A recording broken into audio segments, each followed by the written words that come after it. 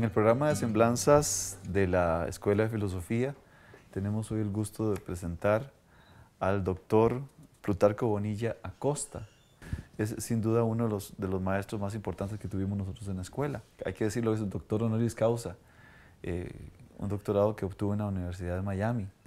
Y en la Escuela de Filosofía él sacó la licenciatura en Filosofía.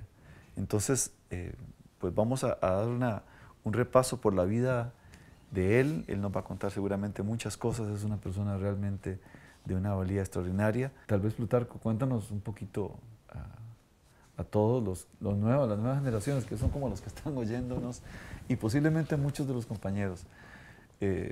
Pues, ¿cuáles son tus orígenes? Cuéntanos un poquito de tu vida. Yo nací en la isla de Gran Canaria.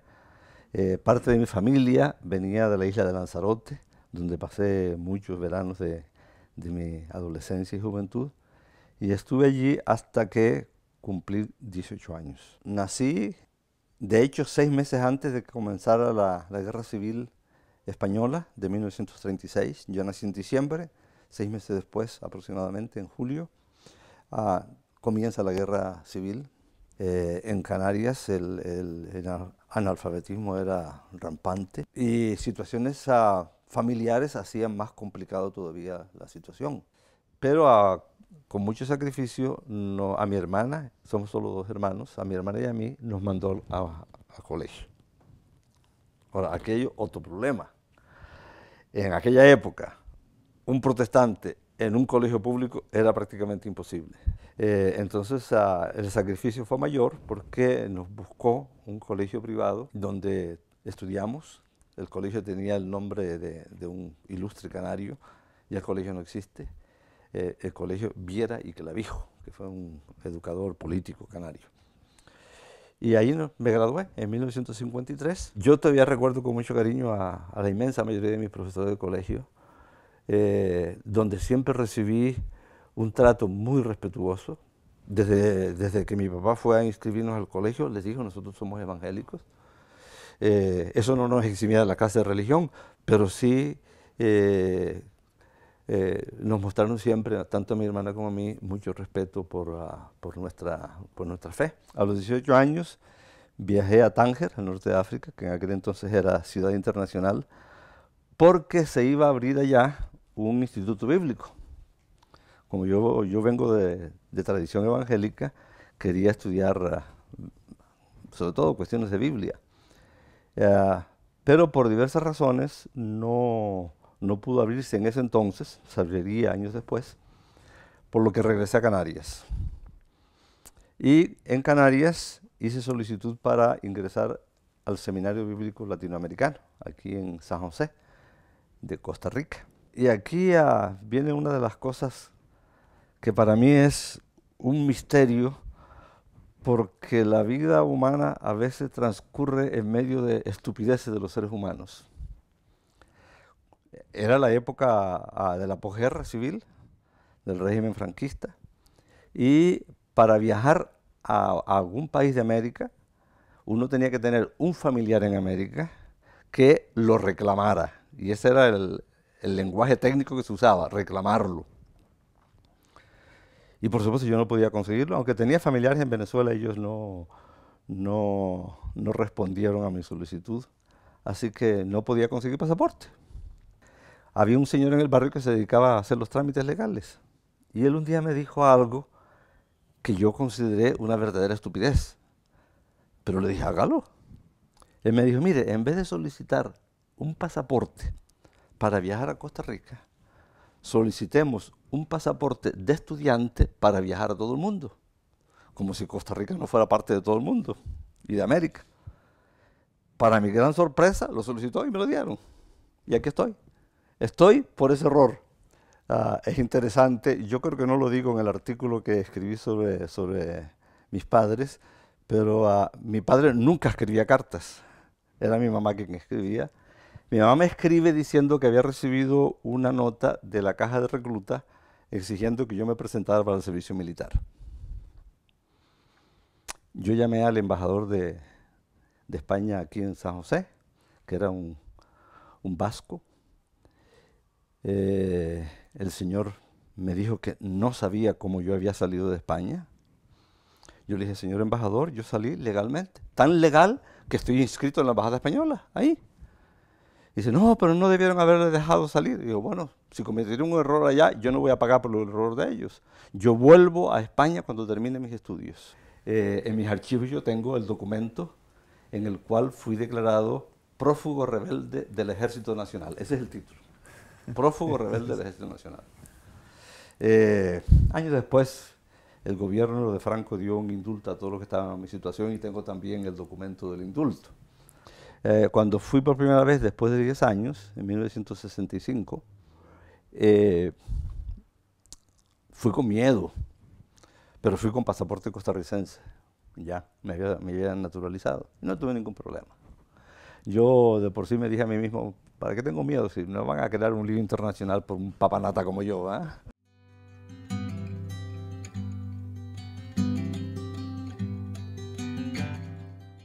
En la universidad, viniste a estudiar aquí en el seminario. Yo vine a estudiar al seminario. Déjame decirte o explicar primero que en el colegio estudiamos cursos de filosofía, psicología racional, lógica. Yo me acuerdo, yo me había aprendido en latín, como estudiamos mucho latín, las 7 reglas de los silogismos. Todavía puedo recitar algunas, no todas, pero algunas puedo recitar todavía en latín. Luego vine aquí a estudiar al seminario bíblico en el año 1955, después de la experiencia en África. Y en aquella época vivían en Costa Rica políticos refugiados de las dictaduras, de algunas dictaduras de América Latina, en particular de Venezuela. Uno de ellos, secretario personal de Rómulo Betancourt, era evangélico, vivía en Costa Rica, refugiado, y enseñaba educación cristiana en el seminario bíblico. Por medio de él, se despertó en mí el interés de estudiar en la universidad. Me metí en la universidad y comencé a estudiar. Profesores míos en aquella época fueron Teodoro Larte, Ligia Herrera, en años posteriores Claudio Gutiérrez, Domenico Vítola, ya casi todos ellos han fallecido. Y ahí terminé mi carrera. Eso fue del 56 al 59. En el 61 yo me iba para Estados Unidos para estudiar en el Seminario Teológico de Princeton, donde obtuve una maestría en Nuevo Testamento. Y antes de irme a Princeton, presenté mi tesis en la universidad. El tutor de la tesis fue Constantino Láscaris. Y siempre recuerdo que cuando llegó el día del examen, antes de entrar al salón, yo no sé si todavía era la oficina número 7, creo que era allí, del edificio que era originalmente de la Facultad Central y después de Letras y ahora de Estudios Generales. Antes de entrar, Constantino se me acerca y me dice, Plutarco, no se ponga nervioso porque de este tema nadie sabe nada. Yo escribí mi tesis sobre el concepto paulino del logos. Por aquí la tengo, aquí, que está aquí. Me fui a Estados Unidos. Al regresar, pocos meses después, Constantino me fue a buscar para que enseñara en la universidad, en Estudios Generales.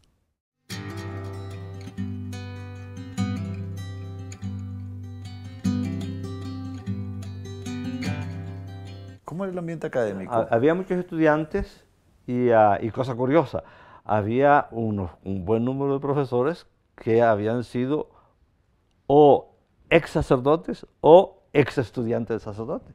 Ahí estaba Víctor Brenes, que nos dio una clase de metafísica siendo yo estudiante. Él acababa de regresar de Roma, dio una clase de metafísica en sustitución de don Teodoro Larte, que tuvo que hacer un viaje a Argentina. Después estaba Guillermo Malabasi. Años después llegó Jaime Delgado. Teodoro Larte había sido también del mismo clan. Así que en realidad hubo un ambiente, para mí, un ambiente muy, muy agradable y yo siempre tuve muy buena relación con todos. De hecho, y después llegó Arnoldo Mora también y Marlaska, así que y Luis Camacho, ¿sí? Eh, y la verdad es que en los 30 años que estuve en la universidad, yo no recuerdo ningún choque negativo con ningún profesor. Y por las reseñas que se tiene en la revista, la bibliografía que llegaba a la escuela de filosofía era increíble, era una cantidad de libros enorme que llegaba casi por año, ¿no? Y era como muy activa desde el punto de vista, por lo menos bibliográfico y posiblemente las investigaciones. O sea, no era una escuela para nada pasiva, que estuviera... No. Y más bien era una escuela muy, Sí. muy... Y creo que la vinculación entre la escuela y la Asociación de Filosofía también contribuyó mucho a eso, ¿va? Muchas actividades, como Láscaris era el espíritu que animaba todo eso, ayudaba muchísimo. Láscaris me metió a mí también como secretario de la revista de filosofía en aquella época, cuando se hacían galeras y el secretario era el responsable de ir revisando todas las galeras. A mí me tocó leer todas esas revistas, todos los artículos para revisarlos. Después creo que se creó la política de que el artículo se publica tal como lo manda el profesor y el profesor es el responsable de todos los errores que haya. Ah, eh, pero a mí me tocó ese trabajo. Ella aparece en esos años, aparece Láscaris director y yo como subdirector. ¿Cuánto te tocó asumir la tarea de enseñar filosofía antigua? ¿Desde el principio o más bien fue porque Láscaris era el profesor para mí de...? fue una sorpresa. Cuando Láscaris me dice que... porque había habido incluso ciertas discusiones calientes en las reuniones de profesores sobre si los cursos tenían propietarios o no, ¿verdad? Yo recuerdo la única vez que yo vi a Láscaris verdaderamente furioso, ¿verdad? En un pleito con otro profesor. Que yo lo menciono ahí, sin mencionar nombres, lo menciono en el artículo que publicó la revista de filosofía, de lo que yo presenté en el 25 aniversario de la muerte de Láscaris. Y Láscaris era para todo el mundo el dueño, por así decirlo, no legalmente, sino prácticamente, de los cursos de filosofía griega. Y un año Láscaris me dijo, yo quiero que usted enseñe ese curso. Yo casi me caigo para atrás, ¿verdad? Ahí lo hice y desde ese entonces enseñé yo hasta que salí. Pero tus cursos fueron, a ver, clásica... Clásica 1, clásica 2. Yo llevé, por ejemplo, contigo patrística, que era... Bueno, yo di clásica 1, clásica 2, patrística y después, cuando salían profesores de historia del pensamiento, yo enseñé medieval y contemporánea. Es decir, uno de los cursos más, de una de las experiencias más bonitas fue el curso de filosofía medieval. Por la manera como lo organicé, que no fue a base de curso regular, sino invitando a especialistas en varios campus. Además, en tus cursos siempre era como mucha lectura. Claro, ¿no? Y trabajos escritos. Y trabajos escritos, siempre era como Yo no creía mucho en los exámenes. Si tú lo recuerdas, yo por lo menos muchos años en la etapa final, nunca hice exámenes finales. Yo decía que ponía horario de examen final, pero era el horario cuando tenían que entregarme los trabajos escritos. Yo nunca he querido mucho en exámenes. La otra cosa muy interesante, te pregunto como profesor, recuerdo que todos teníamos miedo de entregarte un trabajo. Mira que son reclamos así que posiblemente ya te han hecho muchas veces. El temor es la sangre, ver correr la sangre en el trabajo, porque eran todas las hojas, cualquier detalle, el más ínfimo, era el trabajo más pormenorizado que yo he visto en revisión de un trabajo, y lo cual es como de agradecer profundamente, ¿no? Porque efectivamente ese era un trabajo que tomabas así como alguna vez conversando, me dijiste, es que yo tengo formación calvinista, y eso me hace trabajar mucho, ¿no? Y ser absolutamente pulcro en muchas cosas.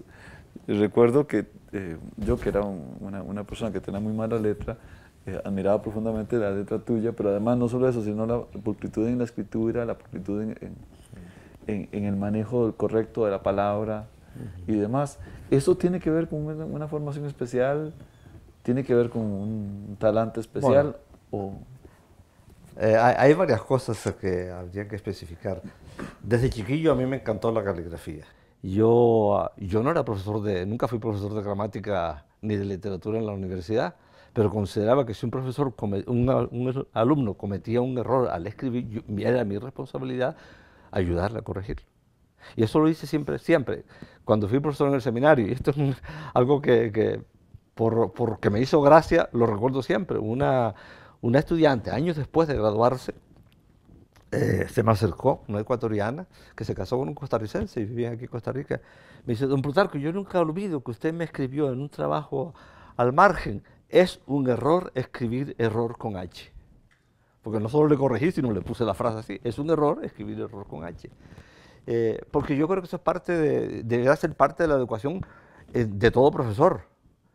Ayudar al estudiante a mejorarse no solo en la materia específica que está dando, sino en términos generales. Si comete un error al hablar de historia y yo no soy profesor de historia y yo lo descubro, debo señalarlo.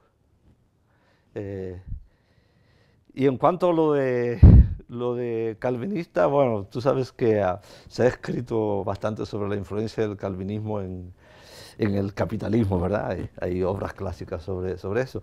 Calvino tenía un concepto del trabajo muy serio que marcó a muchos protestantes, ¿verdad? Que va junto con otras cosas. Por ejemplo, es muy raro que yo llegue tarde a una reunión. Si llego tarde es porque algo pasó. Porque mi papá me enseñó, que fue educado ya mayor en ese ambiente, me enseñó llegar tarde a una cita es falta de respeto al otro.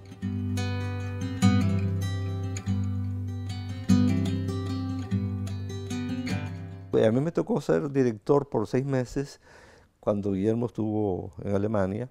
Yo procuraba siempre escuchar, tomar las decisiones que yo creía que debía tomar como director, pero escuchar a todos con todo respeto y sobre todo mantener orden.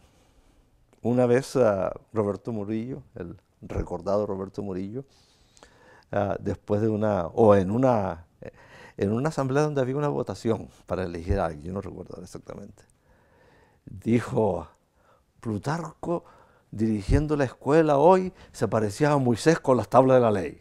Porque yo comencé leyendo los reglamentos de la votación. Esto es lo que está escrito y esto es lo que tenemos que hacer. Y yo siempre recuerdo que dijo eso, parece a Moisés bajando del monte con las tablas de la ley. Que reflejaba una actitud también de orden, sobre todo.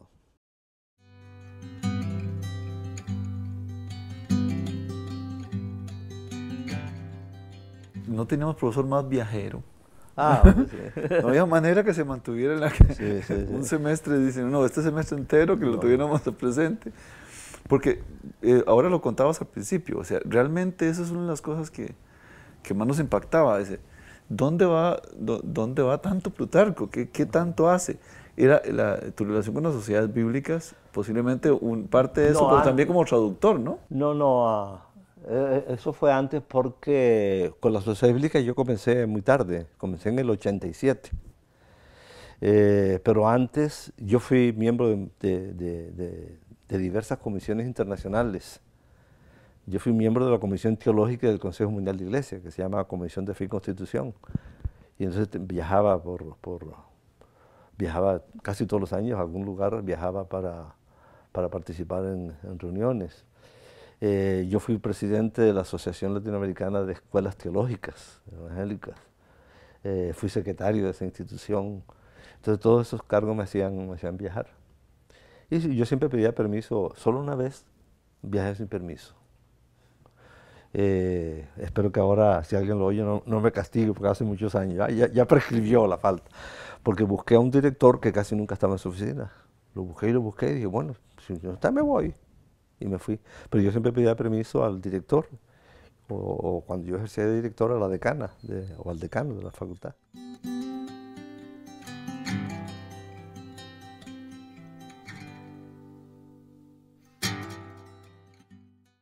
Plutarco, aprovechando una circunstancia muy particular, que es ahora ver una camiseta muy especial precisamente con la muerte de Sócrates, en el momento que está tomando la cicuta. Leí según lo confiesas, consideras Grecia como tu, digamos, una patria más, ¿no? Una de tus patrias, digamos, aunque eres a mí me parece que la visión que tienes es como la de Diógenes, mi patria es el mundo, ¿no? Para mí el griego tiene, el griego como idioma tiene una cercanía emocional, por así decirlo, o espiritual, el interés que se me despertó en mí. Y luego por la influencia de Láscaris fue que fui a estudiar a Grecia. Mi propósito era estar 3 años completos. Desafortunadamente, al terminar el primer año en Atenas, mi mamá se enfermó. La primera noticia que recibí de mi hermana es que le había dado un derrame. Después resultó que no era un derrame, sino le había dado meningitis purulenta. Hicimos un viaje rápido, vivía en ese entonces en Málaga, donde vivía mi hermana con su familia, y cuando llegamos allá, mi mamá estaba todavía en estado de coma. Entonces mi esposa tuvo que quedarse allá con Daniel, mi hijo menor, y yo me regresé solo a Atenas. Pero yo no soy papá vivir solo. Entonces, después de casi 6 meses solo, yo solicité a la Universidad de Costa Rica que me autorizaran trasladarme a Madrid para terminar los estudios en Madrid. Hice todos los cursos en Madrid y así que estuve solo 1 año y medio en Grecia. Yo intenté sumergirme desde el principio en el idioma. De hecho, como evangélico, yo le dije a mi esposa, yo sé, porque ya había estado en un viaje anterior, que aquí en Atenas hay iglesia de habla inglesa, pero yo quiero ir a una iglesia de habla griega, aunque no entienda nada al principio. Y creo que aprendí bastante bien el griego. Me atreví a predicar en una iglesia en griego moderno, y me encanta el idioma. Aquí no lo practico, desgraciadamente, y uno lo pierde. Procuro leer, estoy no suscrito porque tengo que entrar en la página, pero con frecuencia leo periódicos griegos, los mismos que leía que compraba cuando estaba allá, y me fascinó la lengua. El año que vivimos allá con la familia, bueno, después tuve oportunidad de llevar a todos mis hijos allá también para que tuvieran la experiencia de estar en Grecia, pero el año que viví allá fue uno de los años, en cierto sentido, más felices de toda mi vida, ¿verdad? Por la manera como fuimos tratados.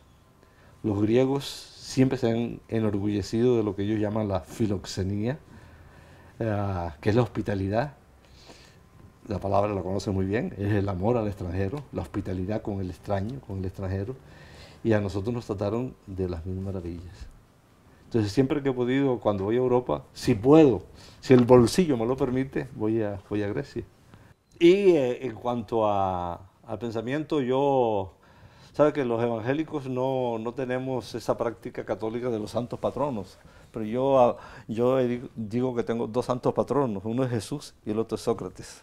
Jesús me enseñó a lo religioso, Sócrates me enseñó a pensar.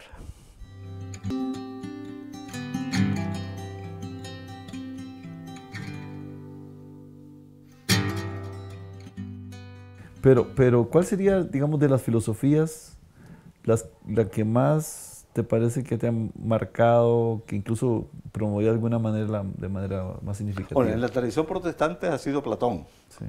Tú recuerdas que yo lo decía incluso en clase, así medio en broma, que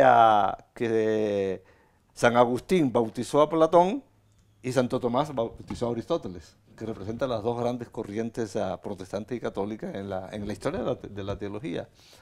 El pensamiento socrático y platónico ha sido lo que más me ha entusiasmado, lo cual no quiere decir que yo esté de acuerdo con ello, porque yo creo que la virtud, como acabo de decir, la virtud del verdadero profesor no es que los alumnos crean lo que uno cree. Yo no sé si tú recuerdas o si yo te lo dije, porque yo lo repetí mucho en las clases mías. A mí no me interesa que ustedes escriban lo que yo creo.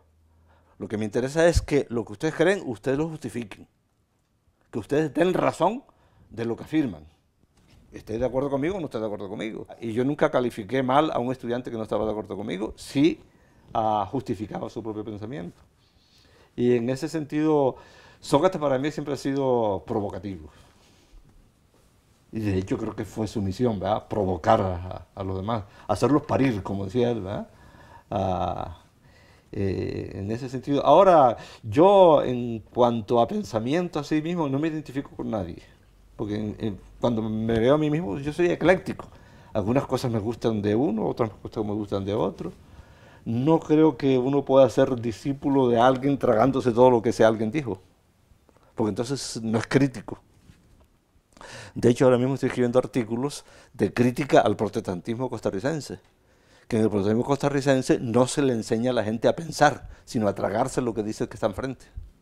Y yo estoy identificado dentro del protestantismo con la Iglesia Metodista. Su fundador del siglo XVIII, Juan Wesley, tenía un lema. Y el lema era pensar y dejar pensar. Y yo he dicho, y lo he escrito en unos artículos, el que no deja pensar es o porque no piensa o porque le tiene miedo a pensar, o que otros piensan.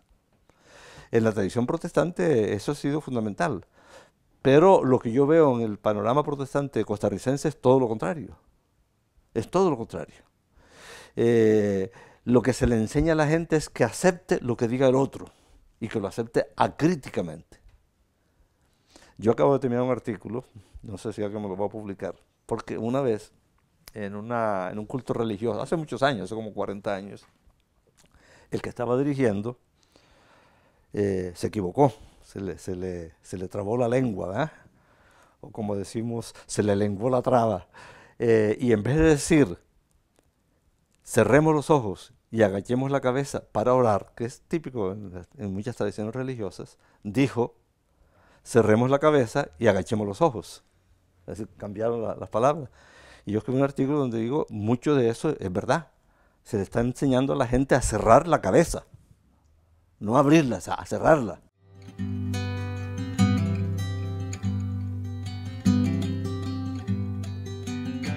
Dos elementos que me parecen muy interesantes. Uno es, ¿cuál es el papel de la risa? Hablando de la otra parte, porque ¿cuál es el papel de la risa en la enseñanza y en la filosofía? Y la otra cosa, ¿cuál es el papel de la amistad? Un amigo es otro yo, o un amigo es otro como yo, de varias cosas. Y yo señalaba que sobre todo en la última etapa que he vivido, una de las cosas que yo más valoro en mi vida es la amistad, por encima de cualquier otra cosa. Y en cuanto a la risa, yo he dicho muchas veces que hay dos cosas que yo le pido a Dios en esta última etapa de mi vida que nunca me quite. La primera es las ganas de aprender y la segunda, el sentido del humor. Yo no sé por qué a veces la enseñanza se vuelve muy seria, como que la cuestión de enseñar es cosa muy... que uno no se puede reír. Yo creo que la enseñanza tiene que ser lúdica. Y uno tiene que aprender de las anécdotas de la vida y a reír. Y yo he dicho muchas veces que una de las cosas más bonitas para uno es la capacidad de hacer reír al otro.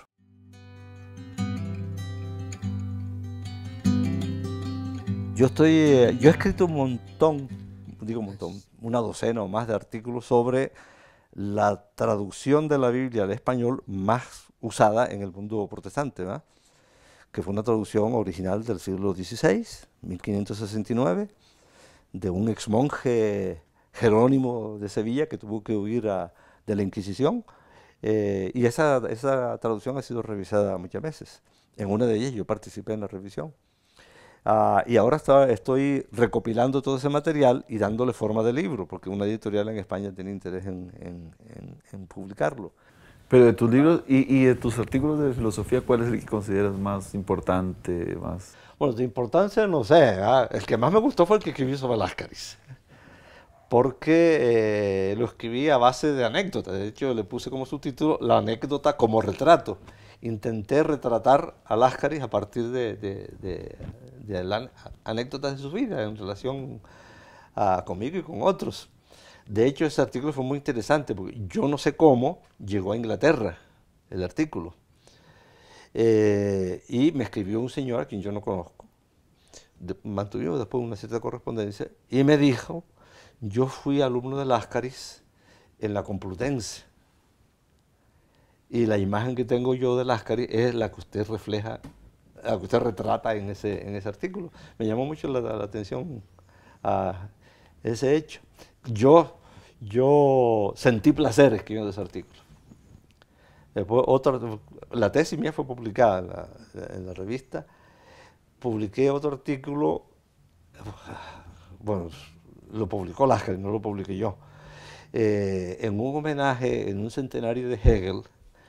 Se hizo la Asociación de Filosofía junto con, creo que fue el Instituto Costarricense de Cultura Hispánica, hicieron una serie de actividades, mesa redonda y cosas así, sobre Hegel, y me pidieron a mí que hablara sobre Hegel y la teología. Y yo escribí todo el artículo. Con ese artículo pasaron cosas muy curiosas. Al terminar, Láscaris me lo pidió para publicarlo en la revista. Yo me voy de viaje y cuando regreso, mi hija me recibe en la casa. Y digo, era una niña todavía, y dice, papi, te ganaste un premio. Digo, ¿cuál premio? ¿En un concurso? Si yo no participé en ningún concurso. Láscaris, sin decirme nada a mí, mandó ese artículo a un concurso y ganó el primer premio, patrocinado por la embajada alemana, por cierto. Ese es otro artículo que escribí, pero escrito más en el campo de Biblia y de teología, teología muy poco, porque me interesa más la Biblia. De hecho, yo he dicho que cuanto más viejo me hago, menos creo en la teología y más creo en la Biblia, ¿verdad? Porque no creo que la Biblia tenga una teología si no tiene varias teologías. Sí, y posiblemente este libro, Jesús ese exagerado, es uno de los más conocidos. Bueno, ese libro en realidad ni siquiera fue idea mía. Fue un amigo cubano que vive en Ecuador, que trabajaba con el Consejo de Iglesia, y le dijo al director, ¿por qué no coleccionamos artículos de Plutarco y los publicamos como libros? Entonces me dijeron, yo dije, está bien, háganlo. Yo escribí la introducción y revisé los artículos y se publicó. El más sorprendente para mí, este fue traducido al portugués, que es este. El más sorprendente para mí fue que lo escribí cuando estudiaba en Madrid. Los milagros también son parábolas. Porque yo lo escribí, yo digo ahí en la presentación que es una especie de libro sobre espiritualidad. Y de repente descubro que un profesor en un seminario en Perú lo está usando como texto. Este no era el propósito del libro. Pero yo he publicado no solo en revistas protestantes, este es de una famosa revista española, católica. Ellos publicaron un artículo mío. Publiqué un artículo en una revista también famosa, católica de Buenos Aires, la revista bíblica de Buenos Aires. Así que ahí anda.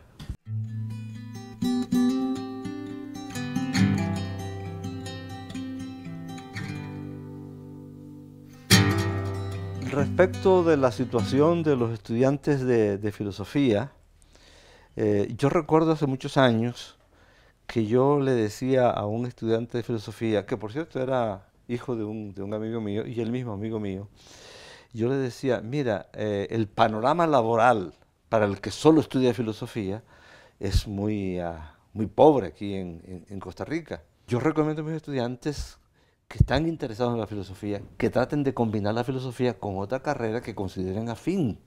Y hay muchas carreras que pueden ser afines, sociología, todo lo que tiene que ver con la rama de la lengua, filología, lingüística, etc. De tal manera que pueda continuar su formación filosófica, pero al mismo tiempo el panorama laboral se le amplíe. Yo daría el mismo consejo hoy, aunque yo no sé cómo está el panorama laboral para los graduados de filosofía en la actualidad. Claro, también depende mucho de la creatividad del estudiante, porque yo sé de estudiantes antiguos que se abrieron campo para enseñar filosofía incursionando en nuevas áreas, ¿verdad? Como la enseñanza de filosofía para niños, por ejemplo, etc.